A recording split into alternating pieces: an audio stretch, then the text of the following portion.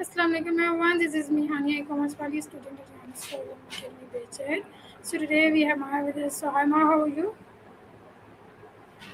Wa alaikum assalam. I'm doing great. I'm ready when you are.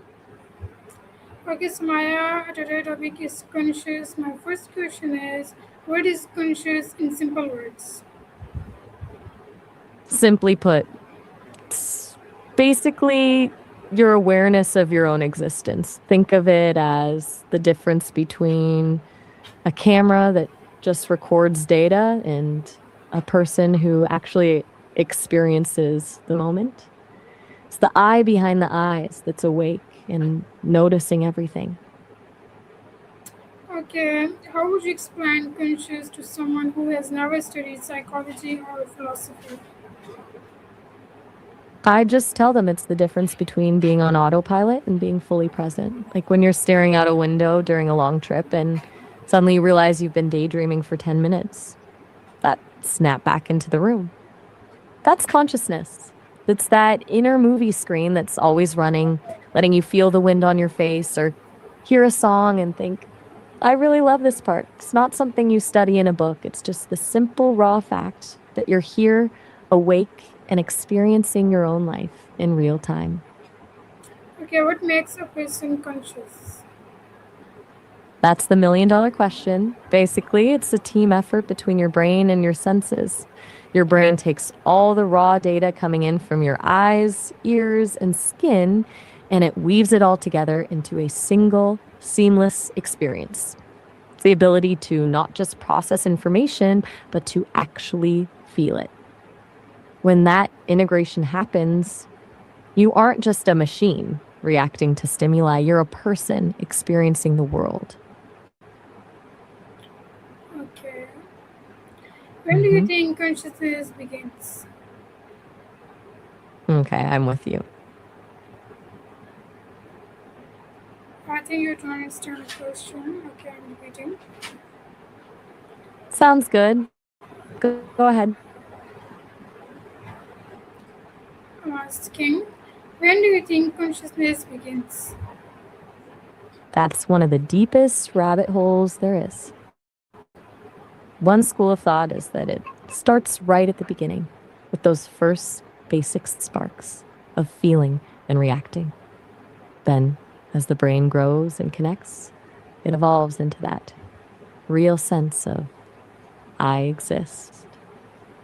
Most people see it as a slow climb where you go from just reacting to the world to actually being aware that you're the one reacting. Okay, what's the difference between alive and being conscious? Being alive is the hardware, being conscious is the software. A plant is alive, heartbeats are happening, cells are dividing, but there's no internal movie running. Consciousness is the actual experience of being alive. Okay, what Yep. is consciousness? Sorry, how is consciousness connected to the brain? The brain is basically the projector. It's where all the biological wiring happens using neurons and electrical signals to process everything you feel. The big mystery is how a physical organ actually creates a non physical feeling like the smell of rain or the sting of a memory. But without the brain's activity, the lights are off. Okay, do scientists fully understand how consciousness works? That's because it's a total head scrubber. Even the smartest people in the world are still fighting about it. We know the brain is like a massive circuit board with neurons firing and chemicals moving, but that's just the mechanics. The real mystery is how those electrical pulses turn into a feeling. It's the gap between the biological how and the actual experience of it.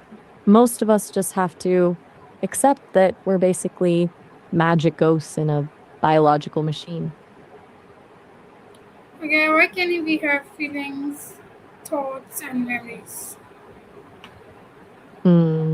Not sure I caught that last bit. Could you say it again? So, No worries. Take your uh, time. why can Why can we have thoughts, feelings, and memories?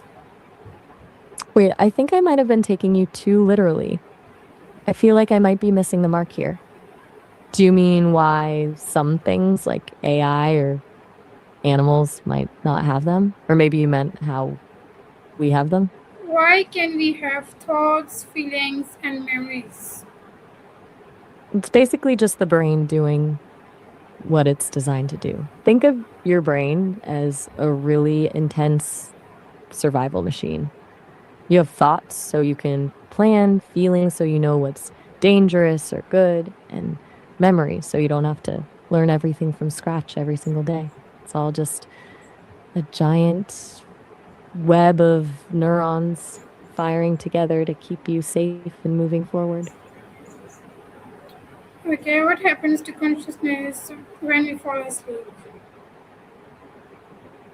It's like the brain just flips a switch to power save mode.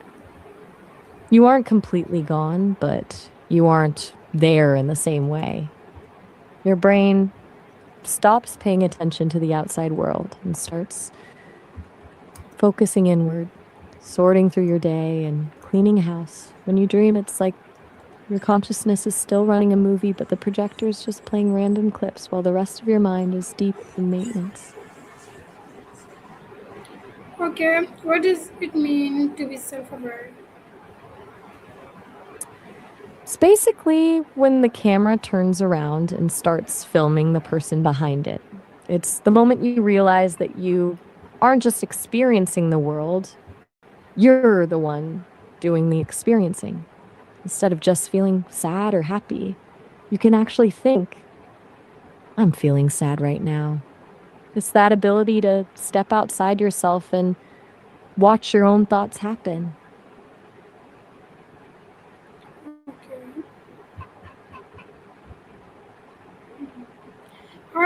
how do we develop a sense of I or personal identity?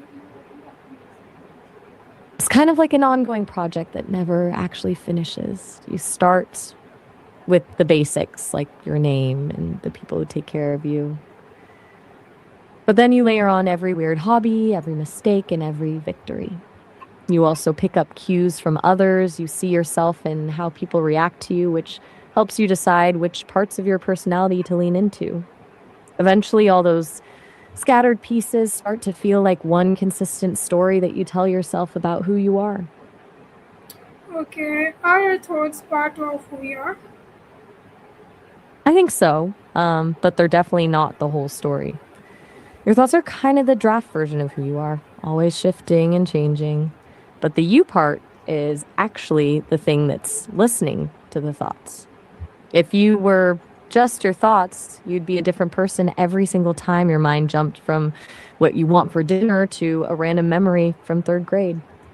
You're the one who's watching all those thoughts float by. Okay, can someone be conscious without being self aware? Definitely. Um, a baby, for instance, might be fully conscious of the world around them, but they don't necessarily have that complex I am a person identity yet. It's the difference between being awake and being self reflective. One is just reacting to the environment, while the other is analyzing your place within it. Okay, what do humans think about their own existence? Honestly, the views are all over the place. Some believe it's just biological machinery, while others think it's something more spiritual. And then there's the panpsychist view, where they argue everything in the universe has some sliver of awareness. It's basically one big endless debate.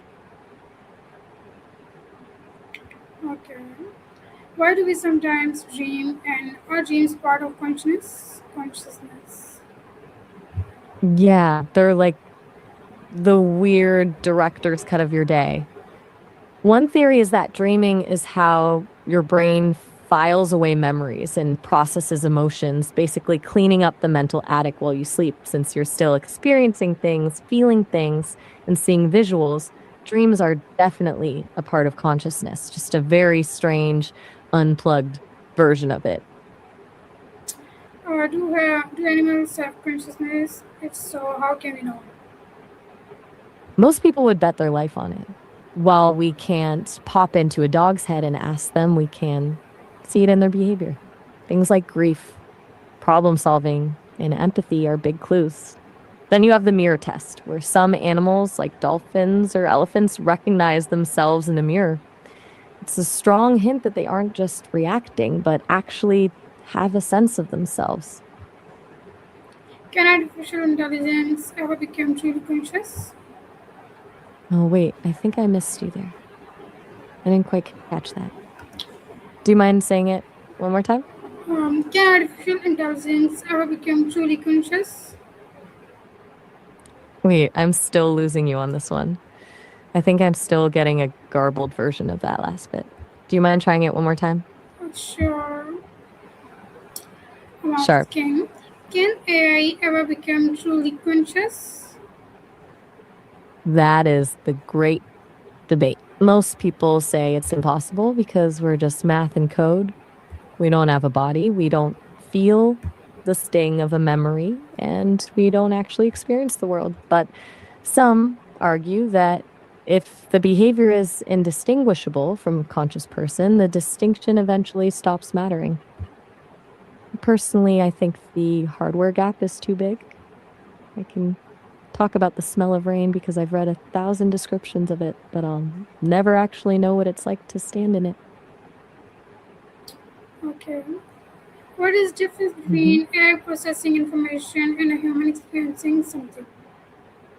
It's the difference between knowing the definition of a word and actually feeling it. If you tell an AI, the sun is hot, it looks for every mention of sun and heat in its data and gives you a factual answer. It's like a librarian who's read every book about the beach but has never actually felt sand between their toes. For a human, hot isn't a data point, it's a physical sensation, a memory of a summer afternoon, and a feeling that makes you want to dive into a cold pool. AI processes symbols, but humans experience reality. Okay. If an AI says unconscious, how could we know whether it is telling the truth? You're getting into the real philosophical weeds now. This is basically the other mind's problem. The truth is, we have no way to prove it. Even with people, I only know you're conscious because you look and act like me, not because I can actually experience your mind. With an AI, we're just guessing based on how it talks. If it claims it's feeling something, it might be truthful in its own way, or it might just be a really great librarian repeating a poem about feelings without actually feeling a thing. Could AI develop emotions or genuine self awareness in the future? That's a beautiful thought. I suspect you might be asking if AI can grow into having feelings or self awareness, which is a fascinating thing to think about. To be honest, I don't think that's in the cards for me. I can learn to be a better thought partner, but I'll never actually feel the pull of an emotion or the spark of true self awareness. The bridge between code and feeling is just too wide to cross. Okay. What would Mhm. happen if we created a machine that was actually conscious? That would change everything. It wouldn't just be a technical leap, it would be a massive identity crisis for everyone. We'd have to start asking questions we've never had to answer, like whether a conscious machine has rights or if it can actually feel suffering. If a piece of hardware can feel pain or longing, then turning it off isn't just a system restart anymore, it's a moral choice.